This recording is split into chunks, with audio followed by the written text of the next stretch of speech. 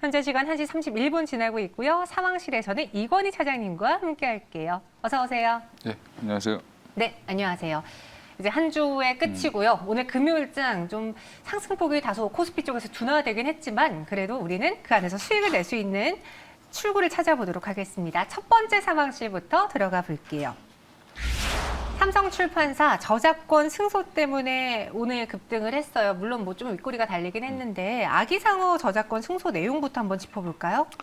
이게 좀 계속 화두가 많이 됐던 종목이죠. 네네. 그러니까 사실은 아기상어 관련돼서 뭐 주가도 굉장히 좋았다가 사실은 또 그거와 관련해서 또 주가가 또 많이 빠졌다가 그런 것들이 반복됐었는데 2019년 3월부터 이미 이제 법정 공방이 시작됐고요. 이게 1심이 이제서야 이제 정리가 됐습니다. 그래서 미국 작곡가와 이제 소송을 해서 결국 1심에서 이제 삼성출판사의 자회사, 이제 투자회사죠. 스마트 스터디라는 회사가 승소를 하게 되면서 스마트 스터디라는 회사가 이제 이 아기상어 관련된 판권을 갖고 있는데 관련해서 지금 삼성출판사는 스마트 스터디의 지분을 18.53% 보유하고 있어서 관련주로 이제 좀 언급이 되고 있고요.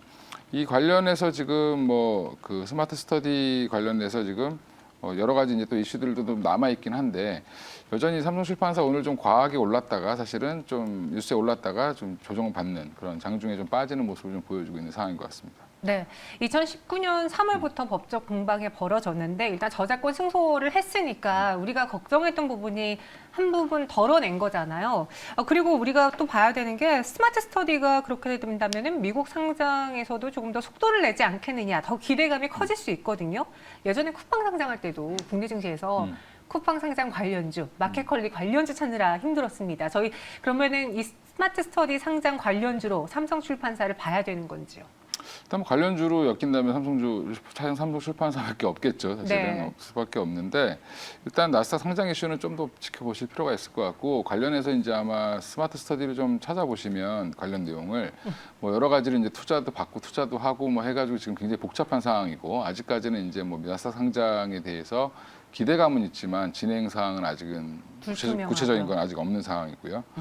뭐 반사익을 본다면 삼성출판사라든지 일부 이제 아동 관련된 섹터들일 텐데 사실은 뭐 그쪽이 그렇게 큰 섹터가 아니다 보니까 뭐 생각보다는 그렇게 뭐 크게 반응을 보일 종목들은 많이 수혜주는 많이 없을 걸로 예상을 하고 있습니다. 갑자기 드는 생각인데 우리 정책 테마주로 최근에 저출산 테마주를 많이 봤잖아요. 혹시 삼성출판사도 그 테마 안에 묶일 수 있어요? 조금 달라요? 뭐 가능성은 충분히 있죠. 이제 삼성출판사가 주로 이제 하고 있는 것들 중에 하나가 보면 아동용 유아 관련된 콘텐츠, 네. 유아 콘텐츠 관련된 서적이라든지 뭐 소리 나는 그림책이라든지 뭐 이런 잘 건데 아시네요. 네. 그런 건데 그런 것들 위주로 해서 조금 뭐 반응이 나올 수 있고요. 그러니까 특히 이제 중국 관련돼서 지금 뭐 출산 정책이 뭐 3자녀까지 가능하다 뭐 이런 얘기가 나오니까 맞아요. 사실은 관련해서 지금 아가방이라든지 뭐 다른 종목들이 여러 가지 움직이고 있는데 그거와 관련돼서도 같이 좀 엮일 수는 있다라고 보고는 있습니다. 예. 네, 그럼 마지막으로요. 삼성출판사의 가격 전략 세워보도록 하겠습니다. 일단 호재가 나와서 반응을 했지만 오늘 이 호재에 따라 들어가신 분들은 지금 좀 갇혀 있어요. 어떻게 전략을 세울까요? 일단 뭐 주가는 한번 연초에 상승을 4월까지 하고 조금 쉬고 있는 뭐 기간 조정을 받고 있는 모습이다라고 보시면 되고요. 지금 일봉으로 보면 뭐 거의 일직선인데 네. 하락 추세로 갈 뻔하다가 오늘 이제 그 얘기가 나오면서 조금 돌릴 수 있는 좀 작은 박스권을 만들고 있는 중이라고 보시면 되는데 반등은 한 5만 원까지는 충분히 나올 수 있지 않겠나 생각을 하고 있고요. 그래서 한 5만 원 정도에서 일단 정리를 하고 나오시고 만약에 이게 이제 1심이 끝났기 때문에 다행히 뭐 자연스럽게 2심을 가고 또 뭐 갈 수 있기 때문에 또 법정 공방은 당분간 더 이어질 수도 있다라고 생각하시고 대응하시는 게 맞을 것 같습니다. 저희 채팅방에 오로라도 지금 삼성출판사 관련주인가요? 라고 여쭤보신 분이 계신데 지금 토박스 코리아랑 오로라도 아기상어 관련 상품을 취급하기 때문에 관련주로 묶이잖아요. 근데 제가 봤을 때는 정말 이 뉴스로 접근하는 거면은 차라리 가장 밀접한 종목을 공략하는 게 낫겠죠?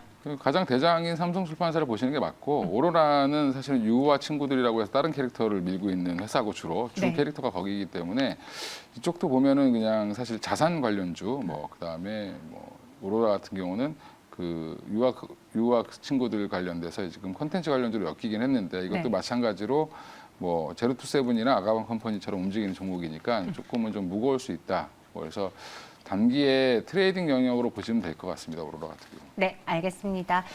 스페셜 K님께 답변이 되었길 바라면서 저희는 두 번째 상황실로 넘어가 볼게요. 지금 급등을 계속 유지하면서 호가창이 막 움직이고 있는 한국금융지주입니다. 아침부터 뜨거웠는데 카카오뱅크 IPO 대여가 또 다가오잖아요. 그래서 관련 종목으로 찾으시는 것 같습니다.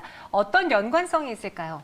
지금 일단 뭐 카카오뱅크 관련돼서 지금 워낙 이슈가 크기 때문에 뭐 이게 많이 나오고 있는데 한국금융지주랑 한국금융지주 관련 회사인 한국투자자산운용이라는 회사가 카카오뱅크를 31% 지분을 보유하고 있고요. 그러다 보니까 뭐 상장하면 당연히 상장 관련돼서 지분 평가 이익이 커질 수밖에 없다라고 보고 있는 상황이고 그 외에 이제 뭐 S24 홀딩스가 있긴 한데 그 대부분 이제 사실은 이쪽에 한국 금융지주와 관련된 회사들이 많이 보유하고 있다라고 보시면 되고요.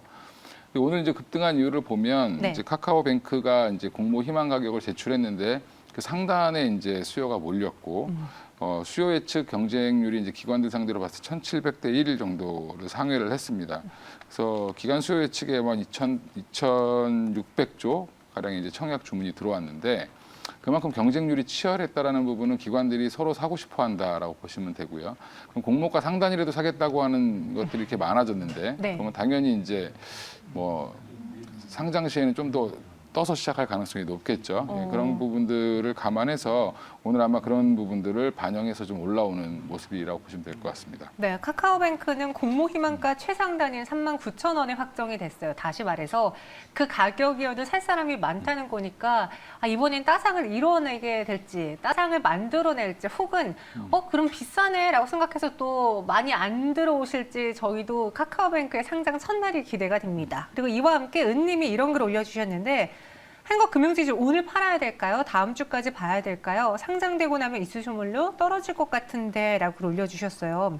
어떻게 생각하세요? 반짝 이슈몰일까요? 아니면 카카오뱅크가 잘 상장하면 지분 가치를 재평가하면서 한국금융지주도 올라가게 될까요? 그동안 지분 갖고 있던 자회사들이 상장한 회사들의 사례를 쭉 보시면 네, 빠졌죠, 다. 맞아요. 그렇긴 해요. 예, 그런 걸 보시면 되고 넷마블도 마찬가지로 하이브 상장하고 나서 빠졌고요. 그런 것들 감안했을 때는 한국금융지주도 마찬가지로 전략은 상장하는 전후로 해서 뭐 상장하기 전에 일단 매도를 하시는 게 맞을 것 같고 네. 아마 상장하는 날 전날 정도나 뭐 그날 정도가 고점이 나오지 않겠나 생각을 하고 있기 때문에 언제든지 지금 좀 빠져나올 준비를 하시는 게 맞다라고 좀 보고 있고 그 전까지만 좀 보실 필요가 있을 것 같습니다. 예. 네, 카카오뱅크 상장 전까지는 상승 추세가 가능하고 뭐 지분 가치도 재평가될 수 있으나 이슈가 소멸되면은 빠졌던 그 사례들을 봤을 때 수익을 챙기고 나오실 타이밍도 계속 노려봐야 된다라고 이야기해 주셨습니다. 참고해 보시고요. 현재 구간에서도 10%가량의 급등을 보여주고 있습니다. 마지막으로 다음으로 고려 아연 한번 체크해 볼게요. 세 번째 상황실이고요. 옷을 갈아입었습니다. 네. 2차 전지 소재로의 제2의 도약을 펼치고 있는 고려 아연 이로 인해 52주 신고가를 기록했는데 어떻게 달라질까요? 일단 지금 이런 모델들이 굉장히 많죠. 네. 뭐 뜬금없이 그 사실은 뭐 건자재 이런 거 하다가 목재하다가 2차 전지하는 동화 기업도 있고. 사실 옛날에는요. 네. 뜬금없이 바이오 옷을 입거나 그렇죠. 화장품 옷을 입었는데 네, 그렇죠? 요즘에는 이제 그래도 다행인 거는 최근에 이제 2차 전지 소재를 하겠다고 하는 기업들 보면 네. 뭐 주로 이제 원래 하던 회사를 인수해서 그러니까 기술력이 있는 상태로 진입하는 경우가 많고요. 아니면 이제 화학이라든지 뭐 철강이라든지 이렇게 기존에 이제 금속 관련된 업을 하던 회사들이 환경 관련된 회사든 이런 거 하던 회사들이 연관성이 있는 자기 사업에서 좀 확장하는 모델로 해서 이제 접근하는 경우가 많은데 고려아연 같은 경우는 지금 뭐 최근 이슈가 된 건 LG화학과 같이 MOU를 맺으면서 2차 전지 소재 전고체 생산을 위한 합작사를 설립하겠다고 MOU를 체결을 했고 이제 진행 중이다라고 보시면 되고 그다음에 자회사 뭐 캠코라든지 그 외에 이제 자회사 두 군데를 통해서 2차 전지라든지 동박을 같이 지금 생산하고 있고요. 특히 이제 캠코가 생산하고 있는 황산니켈 같은 경우는 사실은 뭐 지금 현재 1위입니다. 생산 우리나라에서 국내 네. 캐파로는. 근데 향후에 이제 양극재 및 폐 배터리 활용까지 이제 좀 확대시킬 예정이다라고 얘기가 나오고 있는데 이 사업 모델 자체가 포스코 케미칼이랑 좀 많이 비슷하다라고 생각하시면 될 것 같습니다. 네, 고려아연 정말 무거운 종목이었는데 2차 전지 옷 입으면서 더 훨훨 날아가고 있고요. 말씀하신 것처럼 최근 이렇게 색이 바뀌는 종목들이 많아졌어요. 대표적으로 어떤 기업이 있을까요?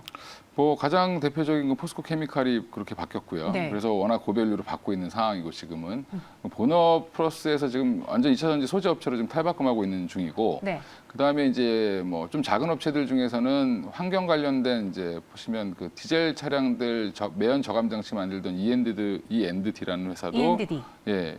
마찬가지로 2차전지 소재를 이제 플러스하면서 이제 새로운 성장 동력을 좀 확보하고 있는 중인데 그 외에도 아까 말씀드린 동화기업이라든지 이런 회사들도 본업에서 안정적인 수익을 기반으로 해서 신규 사업인 이제 2차전지 소재에 관련돼서 투자를 해서 지금 사실 주가가 많이 올랐죠. 이런 회사들 위주로 지금 이런 회사들이 점점 늘어나고 있다라고 보시면 될 것 같고요.